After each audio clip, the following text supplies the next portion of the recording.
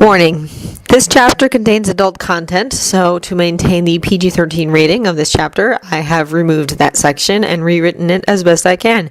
To read this chapter in its entirety, please visit the link in the descriptions. Taming the Demon by Almi Levskiro. Chapter 28. To and towards the decisive game. They won. They won! They defeated Shinryuji! They defeated a god! Hiruma felt like he could just float off the ground, like he had been carrying some great weight and somebody just picked it up off him. He decided to revel in this odd feeling of freedom. It was like he could taste light on his tongue and let the rest of Taming get caught up in the flow of things, like their impending match with Ojo in Taiyo/Hakushu game and Gao Rikiya. Gao Rikiya was going to be a problem for Shien and Seibu. It appeared, however, that even monsters could respect their opponents. As some loser mocked the fallen Banba, Gao effectively declared war on that person, who very quickly shut up. When the loser refused to come out, Gao threatened to just crush the entire audience. Just as it looked like a fight was about to break out, a voice, very different from the loser's voice, spoke up to take the blame for the derogatory comments. It was Rikyu. The small blonde came down from the stands to stand in front of Gao. The calculating look in his eyes clearly spoke to having no intentions of getting crushed, and his body almost appeared to vibrate with the energy to dodge the first blow. But the monster surprised them again. He all but laughed at Rikyu, saying that even he could tell that Rikyu wasn't the kind of person to say such things about Banba. Marco and Chien appeared to collect their respective players, and the tension diffused. Hiruma saw the look on Chien's face and could tell that both quarterbacks understood that Gao was the most troublesome type of powerhouse. Not the kind that can't contain his own strength, but the type that chooses not to. To nobody's surprise, Seibu dominated in their next match against the Misaki Wolves. Lightning flashed shortly after the game's completion, prompting the association to postpone the Ojo-Sano match until later that evening. This meant that Damon had a couple of hours to themselves. They went to buy food. Manta and Sena congratulated Rikyu, and Musashi dragged Hiruma off to finally be interrogated. The kicker shoved him around behind the stadium to where Anazaki and Jumonji were waiting for them. He took one look at their faces and sighed through his nose. He pulled out his cell phone and called the kid they would inevitably be discussing. Within the 3 minutes of being called, Sena skidded around the corner.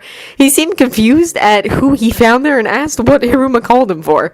The blonde asked him to listen to something and pressed a button on his phone. A recording of Agon's voice saying "Game Over" came out of the speaker, and with a full-body shiver, Sena went to sleep.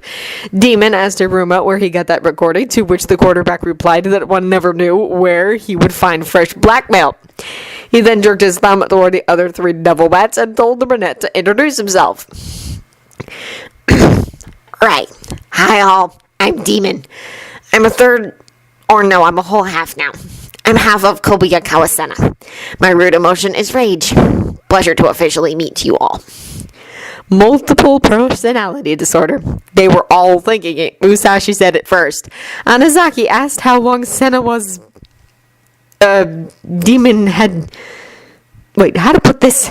I've been more or less separate from the original since sometime in middle school, but I've only really been rational since the Death March. Musashi asked about what Demon meant when he initially said a third. There used to be a third one of us, but he's gone now. He got absorbed back into the original. Before you ask, no, the original doesn't have a clue about this. He'll vaguely remember that this conversation happened, but not what it was about. Although he's starting to realize that so many fuzzy patches isn't really normal. Hiruma asked what Demon meant. Eyeshield was the smart one, remember? Now the original notices things he didn't used to notice. It's like he's found the door in his mind that separates us two, but doesn't quite know how to open it. Hiruma said he would handle it, and Damon turned to Jumonji. You're being very quiet. Don't you have some inane question for me? Jumonji raised his hands and said he just wanted to know how non-confrontational Sena could make such an angry face as the one everybody saw during the match. His questions were answered. Besides, it was Anazaki who seemed to be struggling with this revelation. Demon looked unconcerned. Mamori couldn't tell that we were Ice Shield 21, even though all the evidence was right there. She could only reconcile the fact with her perception of us through the beliefs that we'd grown during the past few months. To find out that she's managed to overlook an entire chunk of our personality for at least 2 years now must be a considerable shock for her. She'll get over it. The brunette looked up at the sky. It's getting dark. Ojo's match will start soon, and we think Shin's gonna show us something good. Riku told the original just now that he taught Shin the theory of the rodeo drive, and we want to see how he incorporates that into his tackle. Should be fun. The grin on the boy's face was downright bloodthirsty. Hiruma cackled. By the time the 5 of them arrived back at their seats, Damon had retreated and the game had just begun with Sato's offense. Sena raced up to the railing just in time to see Shin's newly completed trident tackle practically rip through Sato's so-called star player, take the ball by force, and score a touchdown within 30 seconds of the game beginning. The rest of the game followed a similar pattern, resulting in the overwhelming but unsurprising victory for Ojo. The White Knights were headed to the semifinals where the Devil Bats were waiting. It was almost time for the decisive battle. Later that evening, as they were all heading home, Sena tugged on Hiruma's sleeve and asked if they could go home together. The kid was blushing up a storm, which led the blonde to correctly assume that whoever's house they ended up at first, they'd spend the rest of the night there in varying stages of undress. Hiruma's place was closest. As the pair walked, the brunette leaned into his captain's side, allowing for a long arm to curl around his shoulders. The pair made idle chatter as they walked, commenting on this and that until they reached the blonde's apartment. Hiruma, belatedly, figured the kid was probably going to pass out on his couch at some point. Wouldn't blame him, and didn't really feel like getting all turned on only to be left high and dry. So we sat the kid down and made some tea. Sena quietly looked around for a second before asking about a photograph that caught his eye. Now, Hiruma wasn't the type to keep trinkets lying around, but he did occasionally frame a commemorative picture or two to remind him of where he started from. As a result, there were a total of 4 pictures. The first was of a very young Hiruma who was focusing very intently on a shogi board. There seemed to have been another person in the shot, but the photo was torn, so that only the person's hand was visible. Next to it was one of a slightly older Hiruma, about 9 or 10, and looking bored, with a group of smiling soldiers from the American military base, where the blonde had learned to play Amafuto. The most recent was of the Devil Bats the morning after they arrived in Vegas from the Death March. The one that Sena was asking about was the Mao Trio, holding the first Devil Bat jerseys ever made.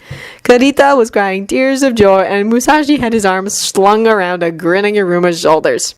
The blonde confirmed that the shot was taken the day the Mao Devil Bats were officially created. The brunette chuckled and made a comment about how close quarterback and kicker always seemed to be. The blonde admitted that despite knowing Karita for longer, it was Musashi that he considered a brother first. I used to be a little jealous of him, you know, Musashi-san. He just knew you so well. He knew all your little habits, ones that I hadn't even seen until he reappeared that day, and he had a history with you that I could never be a part of. It appeared the kid might continue babbling if Hiruma hadn't tugged him close and shushed him. The blonde told the kid that, yeah, all that was true, and the old man probably knew Hiruma better than Hiruma knew himself sometimes, so much so that he knew just how important Sena was to the blonde after a 5-second conversation. The small boy looked confused for a second, before his eyes softened and he let out a nervous chuckle, snuggling in close to his captain and allowing said captain to seal their lips together. Things finally became heated, and they managed to maneuver their way to Hiruma's bedroom without separating. Sena fell backwards onto the bed, pulling his upperclassmen down with him, but before the pair could continue swapping saliva, something occurred to the brunette. Okay, I know what we're about to do here, and I know we both obviously want to do it, but this won't just be having fun anymore. What will this make us? The blonde rolled off Sena to lie beside him, propped his head up on his arm, stroked the first to his cheek, and asked what Sena wanted them to be. I want us to be us, together, like we have been, but at Donald permanently. I'm not asking you to marry me or anything ridiculous, but... And here the brunette reached up and tightened his hands around the wrist resting against his jaw. Since I've always been yours, I want you to be mine. Only mine. Hiruma briefly remembered having a very similar conversation with Demon so many months ago. He pressed his forehead to Sena's and said that if it was what the kid wanted, the blonde would swear his mind, body, and soul, cold and black as it was, to Sena. Those two big eyes were incredibly shiny this close up, and the blonde momentarily feared the brunette would start crying before said brunette reached up and kissed him. It was noted that this passion tasted better than the straight lust from earlier, and then Hiruma was lust a sensation. When the blonde regained some sense of himself, he was back on top of his running back and had pushed the kid's shirt up enough to take a look at a torso. This seemed a fair bit more developed than last time they did this. Been way too long. He sat back a bit before leaning down to kiss just over the boy's heart and marking a trail down over his abs to the waistband of his pants. Small fingers wound their way through his hair, accompanying the delicious little whimpers that Hiruma didn't realize he missed so much. Then he heard a phone buzzing. Realizing it wasn't any of his own phones, he figured it must have been Sena's. He tucked the blanket around the boy and runs to fetch the phone. He almost cringed when the caller ID read Mom. Sure enough, upon answering, he was bombarded with, "Where the heck are you?" And "You are so grounded!" And "Get your skinny butt home right now!" before he could point out that she was in fact not talking to her son. He then proceeded to fib about Sena falling asleep in the changing room, and this is the address if you wanted to come pick him up. She was at his door by the time he got the boy dressed again. As she whisked Sena away, Hiruma chuckled again and sent him a text to find in the morning. He needed to go to bed.